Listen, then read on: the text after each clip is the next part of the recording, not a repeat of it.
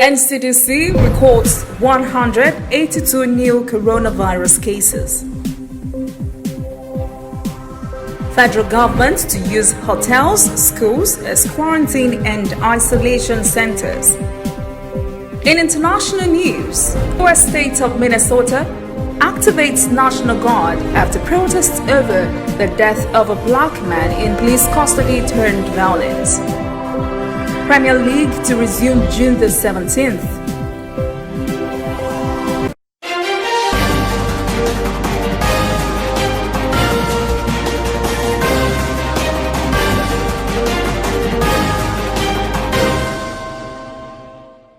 This is ANN News.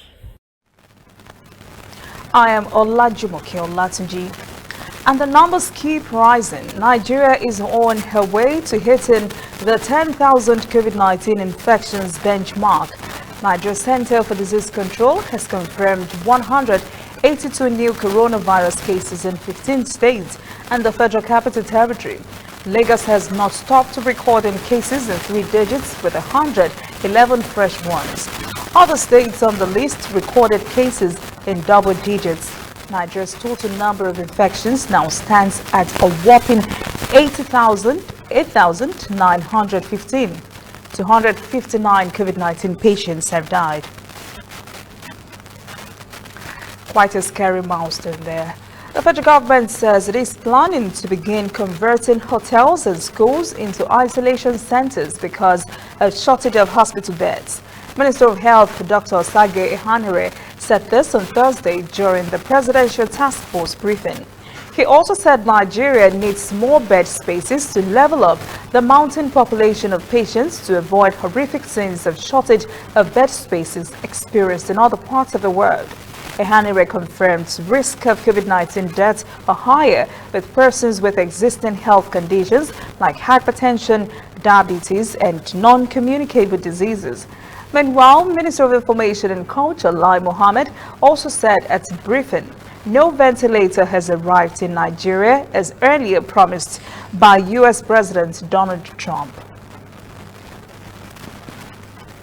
The Presidential Task Force on COVID-19 has said while visiting Cross River State, there is extremely low testing capacity and shortage of medical personnel there. The team also discovered there are other challenges like inadequate surveillance and other logistical problems. Minister of Health Osagie Ehanire said the state response team lacked enough manpower and resources. Director General of the Nigeria Center for Disease Control, Chikwe Ehekwazu, says the federal government is focused on supporting any state facing major challenges. On the COVID-19 Presidential Task Force are experts from the Federal Ministry of Health and NCDC. Former Minister of State for Aviation Femi Fani-Kayode has described as disastrous President Muhammadu Buhari's 5 years in office. Fani-Kayode said this while reacting to claims by the President's Special Advisor on Media and Publicity Femi Adesina that Buhari's emergence as president has saved Nigeria from collapsing. Fani-Kayode wrote on his verified Twitter handle, quote, President Buhari has come to steal, kill and destroy Nigeria. Femi Adesina had written earlier in the week that Buhari's 5 years in power is a game changer and a blessing to the country. Adesina says Buhari's 5 years in power has successfully weakened Boko Haram and that he had revived all abandoned projects. He also wrote that Buhari has reignited hope in the nation and that farmers are happily yielding their harvest. As the world continues to work on a vaccine, the coronavirus pandemic has exposed every sector of the country to shock, including the agricultural value chain. As correspondent Kelechi Mekalam reports, Nigeria is already experiencing a shortage of fertilizer. It's planting season for commercial farmers like Mata Ayuba. In his decade-long farming business, he has cultivated several crops including corn, potatoes, strawberries and carrots. But he foresees a major shortfall in his output this year due to the coronavirus outbreak. First issue we had was coming to the farm, being able to come to your farm, because then there was no movement. Yeah, and then secondly, with the issue of the coronavirus, I know there will be lockdown of let's say shops, where probably you could get fertilizer and some of these chemicals we use on the farm. So yeah, it will affect us, yeah, seriously. The biggest challenge right now is fertilizer. Yeah, access to fertilizer. We're able to get access to fertilizer, yeah, we will be able to farm, probably not as much as we used to. Right now, we don't have any fertilizer on ground, and usually we use up to 200 bags of fertilizer, depending on how much we plant. The federal government set up the Presidential Fertilizer Initiative in 2016, a program that supports farmers with fertilizer subsidies. But the pandemic has caused a hitch in production and disbursements. Imports of raw materials too have been stalled. Initially, we normally receive our raw materials from Ukraine, but now that the border is closed, no any importation of raw materials now. So presently, as of now I'm talking to you, we are not producing anything. And for those in stock, the cost has more than doubled.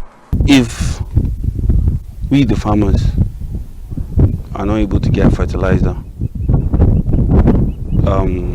or even if we're able to get fertilizer at a high price, it will definitely increase cost of production, and then it will increase the price of foodstuff, let's say food in general. If fertilizer is not available for farmers, yeah, if fertilizer is expensive or is scarce, let's say, farmers won't be able to produce much, and the cost of foodstuff will definitely increase, and then it will lead to hunger, since we, the farmers, won't be able to produce as we usually do.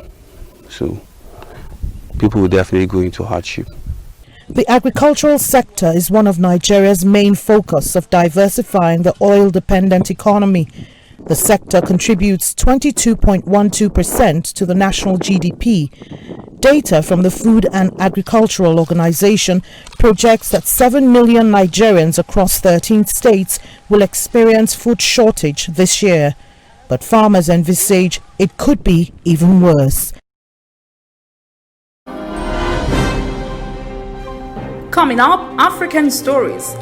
COVID-19 lockdown turns Kenya wage earners into street vendors. And later, international news. U.S. state of Minnesota activates National Guard after protests over the death of a black man in police custody turned violent.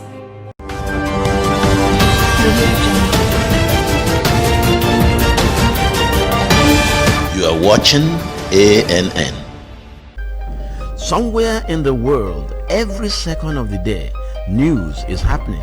And of course, Nigeria is bustling with news day and night.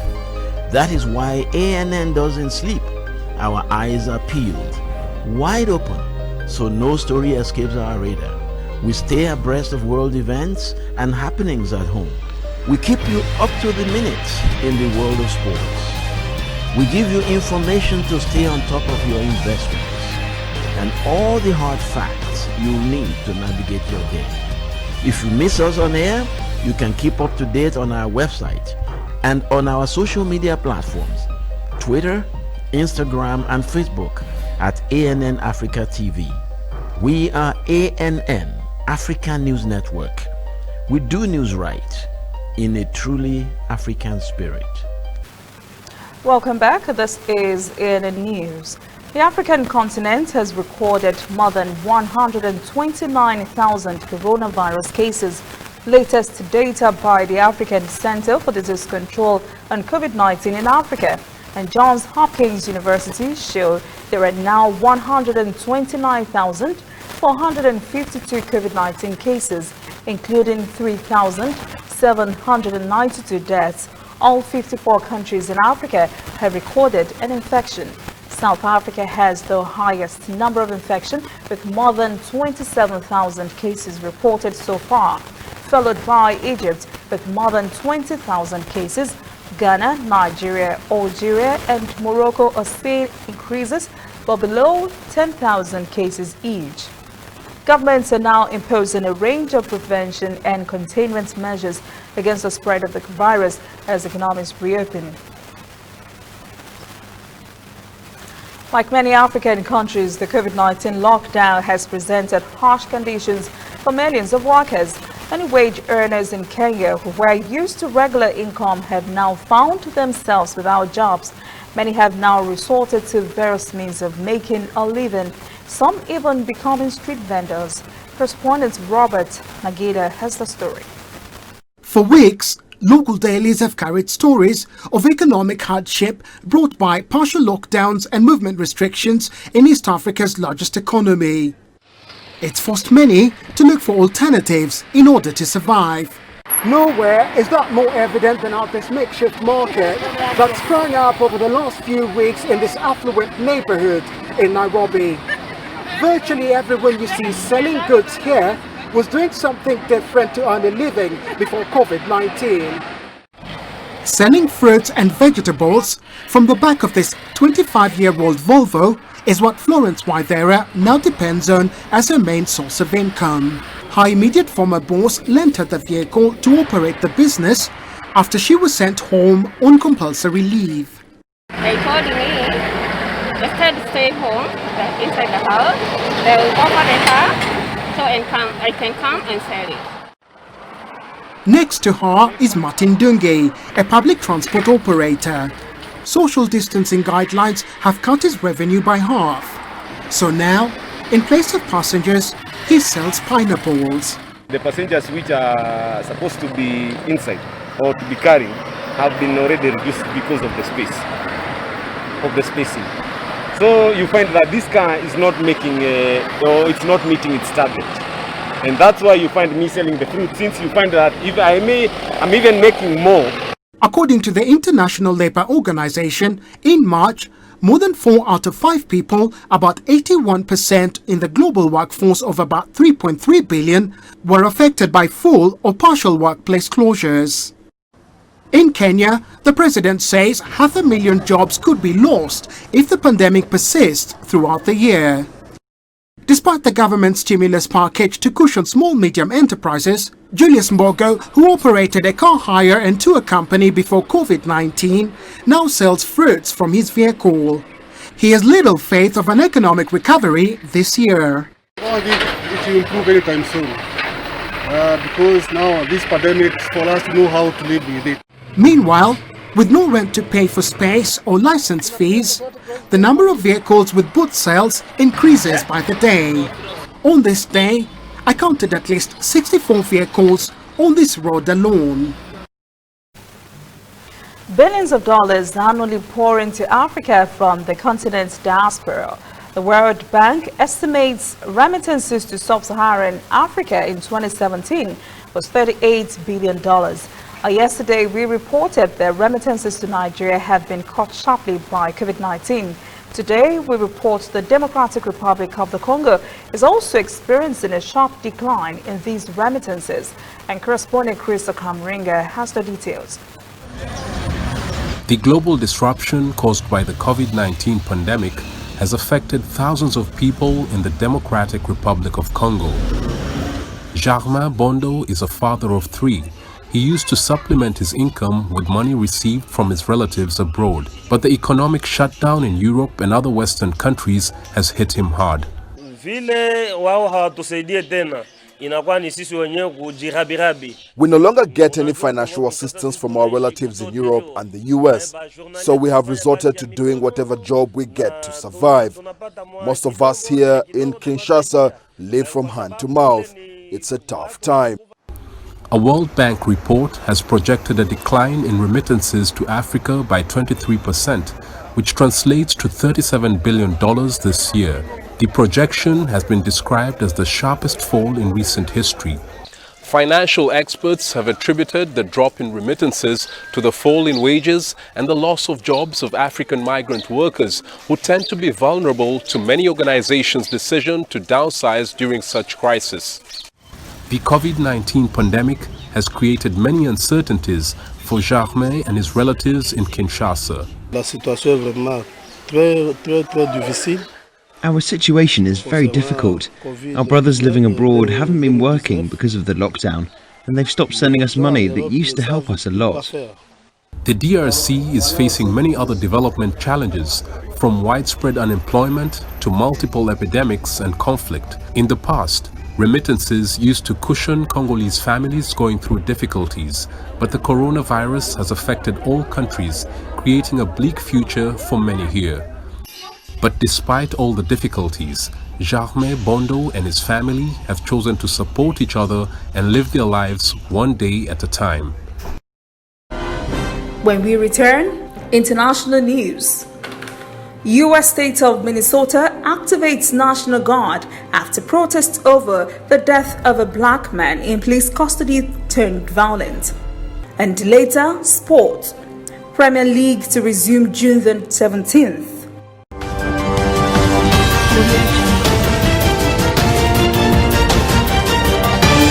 You are watching ANN. Welcome back. This is ANN News. The U.S. and other Western powers have assailed China's new security legislation for Hong Kong. They say it would curtail freedom and democracy in their city-states. But Chinese Premier Li Qiang addressed the issue and the country's ties to the United States at the top legislature's annual session. Correspondent Wu Guzun reports. With 2,800 voting yes, 1 veto, and 6 abstentions in the NPC closing session, China's legislature adopted the decision to establish and improve the law enforcement mechanism in Hong Kong. The decision to safeguard national security comes after the week-long deliberations and amendments. One country, two systems is China's basic state policy. The central government has all along fully and faithfully implemented the one country, two systems, under which the people govern Hong Kong with high degree of autonomy, acted in strict accordance with the Constitution and basic law, and support the chief executive and the government according to law. The decision adopted at NPC session is designed for study and implementation of the one country, two systems, and Hong Kong's long-term prosperity and stability. The NPC also approved the government work report, but for the first time ever, without setting a regular economic growth target for the year due to uncertainty brought by the pandemic. Premier Li says China will remain a positive force driving the global economy, and that the country has breathing room for further policies to adjust when necessary.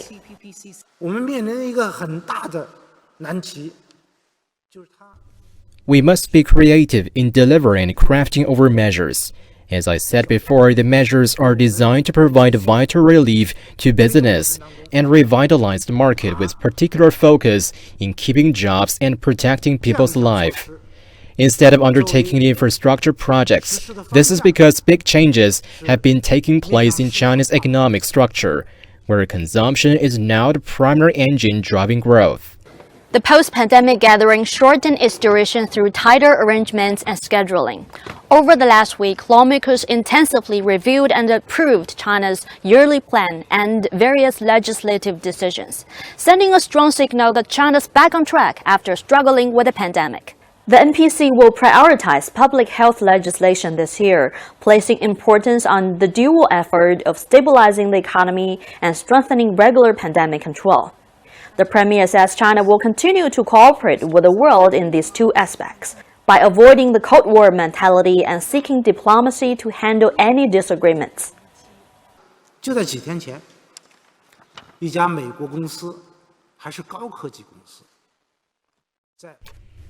Just a few days ago, a high-tech American firm initiated its new investment and made the announcement. I shouldn't make any commercial publicity for any company, but deep down I highly appreciate the move and send my message of congratulations to that occasion. I believe that example shows that business communities of the two countries need each other, and our business cooperation can be of mutual benefits. Among the other documents reviewed and approved by China's lawmakers included the country's first ever civil code, as well as the work report of the Supreme People's Court and the country's top prosecutor. All these efforts are aimed at improving the lives of the Chinese people and China's relations with the world. Protesters overran a police precinct in Minneapolis, capital of the U.S. state of Minnesota, on Thursday, as demonstrations escalated for a third night over the death of a black man, George Floyd, in the hands of the police. Floyd was filmed struggling to breathe this week as Minneapolis police officer pressed his knee against the man's neck. Floyd was heard begging the officer that he could not breathe and that he was about to die. In a cell phone video, the officer was seen kneeling on Floyd's neck while he was handcuffed. The demonstrations broke out even after Minnesota Governor Tim Walz called up the state's National Guard. He said the level of destruction bothered him as buildings were set on fire and clashes erupted with the police. Several stores in Minneapolis and the Twin City of St. Paul were also set ablaze Thursday night. St. Paul police report officers been hit by rocks and bottles early Friday. St. Paul police tweeted that more than 170 businesses were damaged or looted, and the city saw dozens of fires but no serious injuries. The protests are growing around the country. COVID-19 has affected the United States in all fronts, including its economy. Unemployment numbers have skyrocketed to more than 40 million. The nation's economy is also said to have contracted 5% in the first quarter.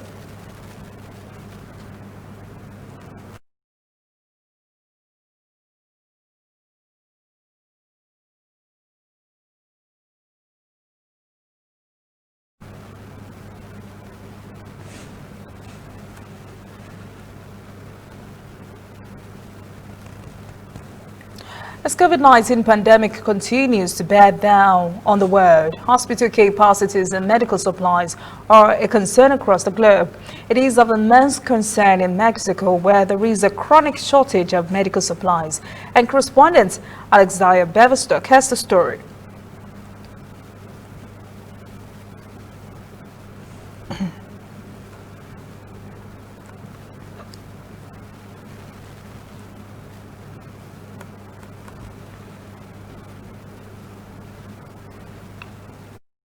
Face masks and gloves, sanitizing spray and laser thermometers. Amid the coronavirus pandemic, such medical supplies are in high demand. But in Mexico, they aren't always available. Yet when it comes to their manufacture and export, Mexico is booming. Medical supply factories like this one in Ciudad Juarez, just steps from the US border, have remained open throughout the COVID-19 pandemic. But the vast majority of products made here don't remain in the country. They're destined for hospitals across the United States during a time when Mexico is facing huge shortages. Here at RexMed, its masks, gloves and portable respirators head north of the border as soon as they're ready, an irritation for the locals. The factory is owned by an American company, but the products are made by Mexican hands, so something has to remain here. Fears of the contagion are here too, as these essential workers remain on the job, often for longer hours than prior to the pandemic. However, Carlos Murguia, the director of RexMed, argues that his factory is the safest place to be. Our sanitary precautions have always been very demanding, precisely for the types of products we manufacture. We work in highly graded, sterile rooms, and everyone has to wear full protective clothing. It's normal for us to be working under these conditions. For me, it's safer to be in a sterile room here than in my own house.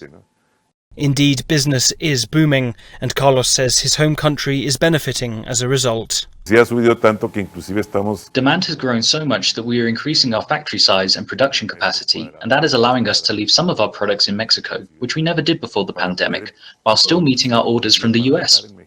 But many Mexicans, pandemic or not, say the focus here has always been on foreign needs. It's always been this way. We have always worked for other countries instead of working for ourselves. So while the United States has been in lockdown, taking care of the public, we have had to work. It's always been this way in Mexico. As the global economic model favours sending medical supplies where they'll get the best prices, ironically, the communities making them may be among those most at risk. Up next, sport. English Premier League returns June the 17th. Please stay with us.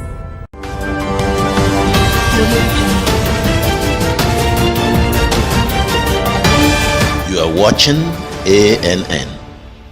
We are on the road every day, canvassing throughout Africa for news you really need. We follow this story everywhere, from every corner of Nigeria to the wide African expanse.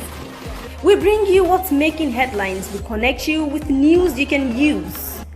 ANN, African News Network, in a truly African spirit.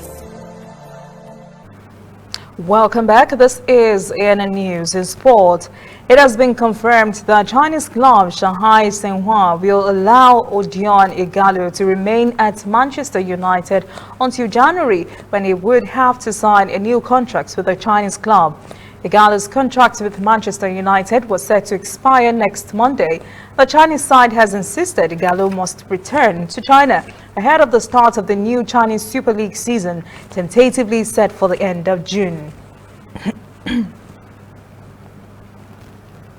Aston Villa will face Sheffield United, while Manchester City takes on Arsenal in the first two games to be played when Premier League resumes next month. Premier League football has been shut down for 3 months now because of the coronavirus pandemic. All remaining 92 matches will be played with our fans and will be broadcast live. That is ANN News this evening. Thank you for joining us. For details on these and other breaking stories, visit our website, annafrica.news. Conversation continues on our social media platforms, Twitter, Instagram, and Facebook at ANN Africa TV. I am Olajumoke Olatunji. Have a safe weekend.